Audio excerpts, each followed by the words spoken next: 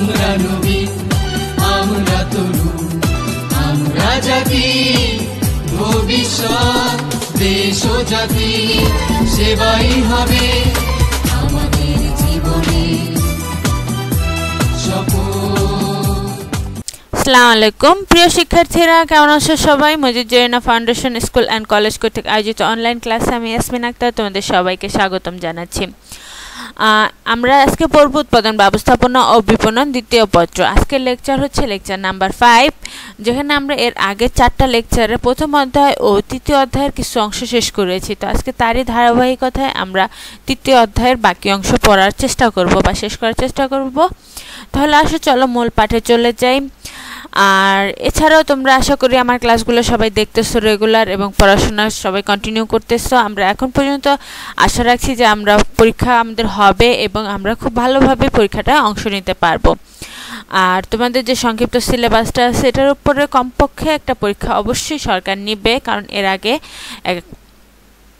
যে তোমাদের auto pass হয়েছে এটা তোমরা আশা করো না যে তোমাদের সময় অটো পাসটা হবে। সো সবাই পড়াশোনা খুব ভালোভাবে কন্টিনিউ করো এবং আমাদের লেকচারগুলো রেগুলার দেখো, পরীক্ষাগুলো দাও আর পড়াশোনার সাথে সম্পৃক্ত থাকো। তো আসো আমরা চলে যাই মূল পাঠে। আজকে আমরা পড়ব তৃতীয় অধ্যায়ের পরবর্তী অংশ, অর্থাৎ বিপণন কার্যাবলীর। এর আগে আমরা ক্রয় সংক্রান্ত সকল টপিকগুলো শেষ করেছি। তো আজকে আমরা শুরু করব বিক্রয় থেকে। তো আসলে প্রথমে আসি বিক্রয় কি।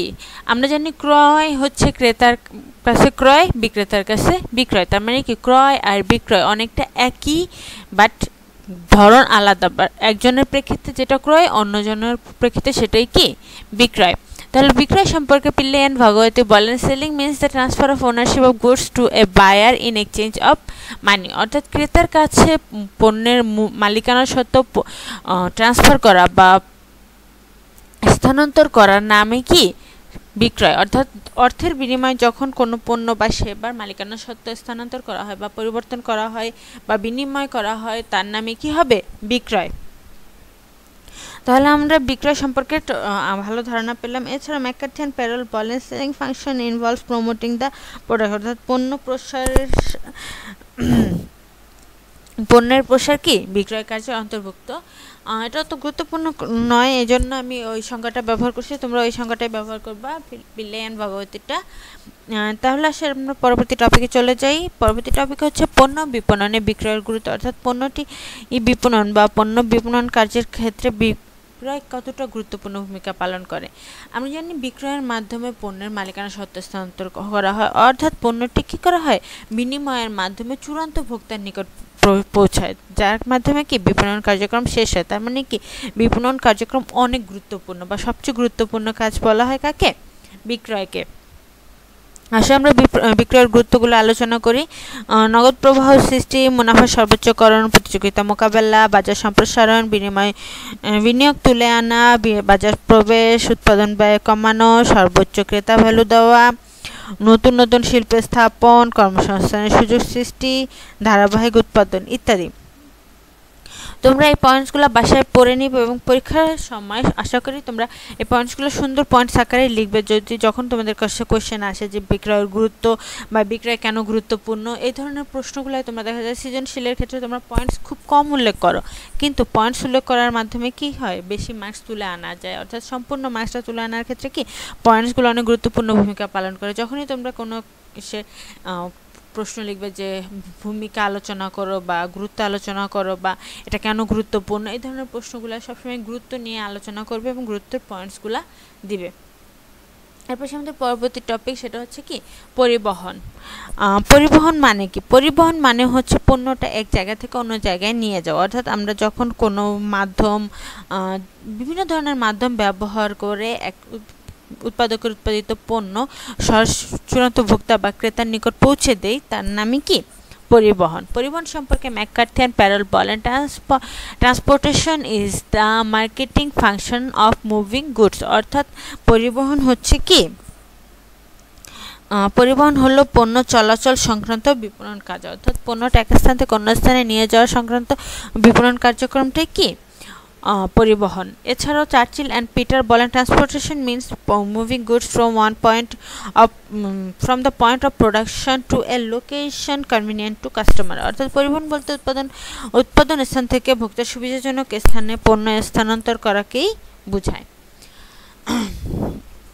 এবার আমাদের পরবর্তী টপিক অর্থাৎ পরিবহনের প্রকারভেদ। পরিবহন সাধারণত 4 প্রকার: সড়কপথ, জলপথ, আকাশপথ, পাইপলাইন। অর্থাৎ সড়কপথ হচ্ছে সরাসরি সড়কের মাধ্যমে বা রাস্তা ব্যবহার করে গাড়ির মাধ্যমে যখন এক পণ্য এক স্থান থেকে অন্য স্থানে নিয়ে যায় সেটা কি সড়কপথ। জলপথ মানে হচ্ছে নদী পথে অর্থাৎ জাহাজ, শিপ, ট্রলার, মালবাহী জাহাজ ইত্যাদির মাধ্যমে যখন পণ্যটা এক স্থান থেকে অন্য স্থানে নিয়ে যায় এবং যেটা কি জলের উপর দিয়ে চলাচল করে তার নামে কি জলপথ। এবারে সে আকাশপথ হচ্ছে আকাশে যে বিমানের মাধ্যমে যখন পণ্যটা এক স্থান থেকে অন্য স্থানে নিয়ে যাওয়া হয় তার নাম কি আকাশপথ। এরপর সে পাইপলাইন। পাইপলাইন হচ্ছে বর্তমানে আধুনিক প্রযুক্তি যেখানে কি করা হচ্ছে পাইপের মধ্যে দিয়ে বিভিন্ন ধরনের পণ্যটা বা পণ্য এক স্থান থেকে অন্য স্থানে নিয়ে যাওয়ার ব্যবস্থা করা হচ্ছে তার নামে কি পাইপলাইন। যেরকম ধরো বাংলাদেশে যদি আমরা বলি গ্যাসের সরবরাহ সবসময় কিসের মাধ্যমে করা হয় পাইপলাইনের মাধ্যমে, পানি পাইপলাইনের মাধ্যমে ইত্যাদি কাজগুলো কি যখন এটা কি এক ধরনের পরিবহন, কারণ কি গ্যাসটা এক জায়গা থেকে অন্য জায়গায় নিয়ে যাওয়া হচ্ছে যার মাধ্যমে আমরা কি পাচ্ছি সেবা পাচ্ছি, তো এই জন্য এগুলো কি পরিবহনের অন্তর্ভুক্ত। এরপর সে পণ্য বিপণনে পরিবহনের গুরুত্ব। পণ্য বিপণনে পরিবহনকে অনেক গুরুত্বপূর্ণ ভূমিকা পালন করে, কারণ পরিবহনের মাধ্যমে স্থানগত উপযোগ সৃষ্টি হয় এবং পণ্যটা সরাসরি চূড়ান্ত ভোক্তার নিকট পৌঁছানো যায়। তাহলে আসে পণ্য পরিবহনের গুরুত্ব। বিপণনে পরিবহনের গুরুত্ব নিয়ে আলোচনা করে। গুরুত্ব হচ্ছে স্থানগত উপযোগ সৃষ্টি, চূড়ান্ত ভোক্তার কাছে পণ্য পৌঁছানো, আমদানি রপ্তানির সুযোগ, জীবনযাত্রার মান উন্নয়ন, ভোগ বা ব্যবহারের বৈচিত্র্য সৃষ্টি, বাজার সম্প্রসারণ, কাঁচামাল সংগ্রহ, কর্মসংস্থানের সুযোগ সৃষ্টি, বিনিময় সম্পর্ক স্থাপন। এগুলো তোমরা বাসায় পড়ে নেবে। যদি কোনো সমস্যা থাকে বা কোশ্চেন থাকে তোমাদের যে জুম অ্যাপে ক্লাস হবে তখন আমাকে কোশ্চেনগুলো করতে পারবে।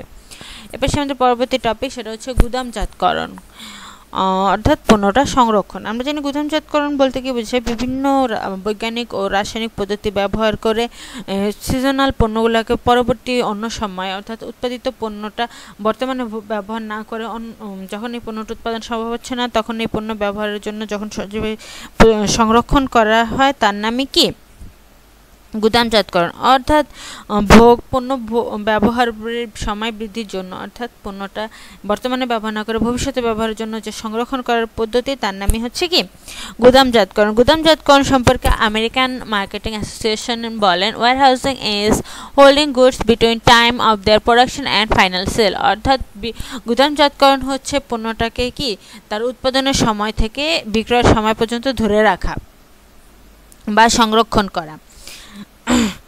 গুদামজাতকরণ সম্পর্কে স্কিনার বলেন warehousing is the design and operation of storage facilities. অর্থাৎ গুদামজাতকরণ হচ্ছে সংরক্ষণ সুবিধা নকশা তৈরি ও বাস্তবায়ন। অর্থাৎ পণ্যটা কীভাবে সংরক্ষণ করা যাবে তার সম্পূর্ণ কার্যক্রমটাই কি গুদামজাতকরণ অন্তর্ভুক্ত। এরপর সে গুদামের প্রকারভেদ। গুদাম সাধারণত 4 প্রকার, যেগুলো হচ্ছে ব্যক্তিগত বা প্রাইভেট গুদামঘর, পাবলিক গুদামঘর, বন্ডেড গুদামঘর, অন্যান্য গুদামঘর। এক্ষেত্রে ব্যক্তিগত বা প্রাইভেট গুদামঘর হচ্ছে যখন কোনো ব্যক্তি বা প্রতিষ্ঠান নিজস্ব মালিকানায় যে গুদামঘর তৈরি করে এবং নিজস্ব পণ্য উৎপাদন সংরক্ষণের জন্য যে গুদামঘর তৈরি করে তার নামে কি ব্যক্তিগত বা প্রাইভেট গুদামঘর। এরপর সে পাবলিক গুদামঘর। পাবলিক গুদামঘরগুলো হচ্ছে যেগুলো থাকে কি বিভিন্ন ধরনের শুল্ক বা ডিউটি পেড করে যেখানে গুদামজাতকরণ করা হয় তার নাম কি পাবলিক গুদামঘর। এগুলো সাধারণত পোর্ট বা বন্দরগুলোতে থাকে।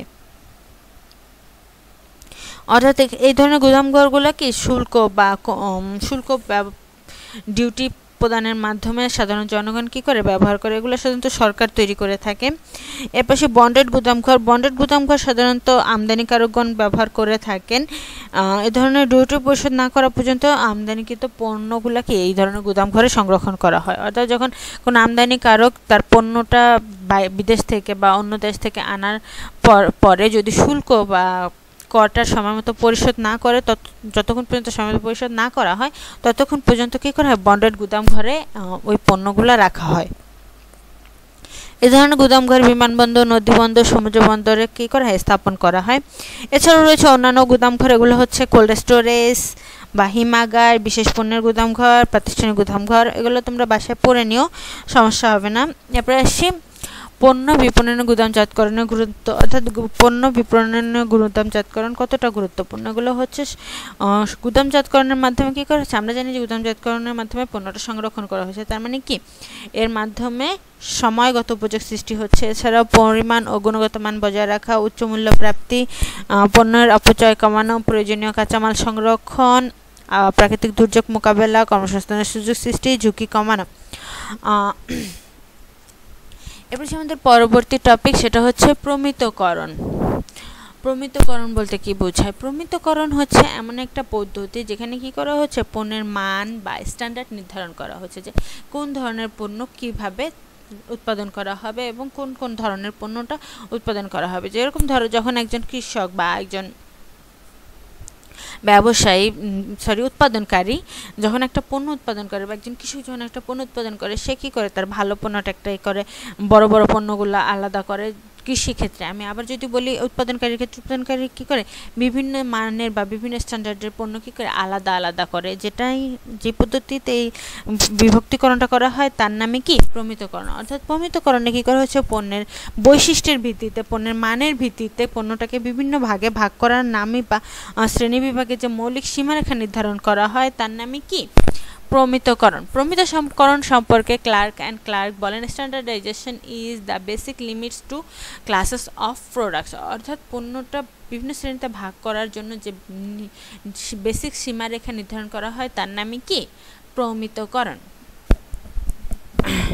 প্রমিতকরণ সম্পর্কে আরও কয়েকজন মতামত হচ্ছে, প্রমিতকরণ হচ্ছে এমন একটি প্রক্রিয়া যার মাধ্যমে নির্ধারিত মান অর্জিত হয়। অর্থাৎ আমি যে মানটা নির্ধারণ করবো যে আমার পণ্যটা কোন ধরনের পণ্য হবে বা কী মানের পণ্য হবে, তা কিন্তু প্রমিতকরণের মাধ্যমেই নির্ধারণ করা হয়। এবার আমাদের পরবর্তী টপিক, সেটা হচ্ছে পণ্য বিপণন প্রমিতকরণের প্রয়োজনীয়তা। দেখো, পণ্য বিপণন প্রমিতকরণ অনেক গুরুত্বপূর্ণ ভূমিকা পালন করে। কারণ হচ্ছে প্রমিতকরণে কী করা হচ্ছে, আমি একটা পণ্যের নির্দিষ্ট মান নির্ধারণ করতেছি, যার ফলে কী হচ্ছে, বিপণন সহজ হচ্ছে, বিক্রয় কার্যক্রম সহজ হচ্ছে এবং আমি সহজে ক্রেতাদেরকে আকৃষ্ট করতে পারতেছি।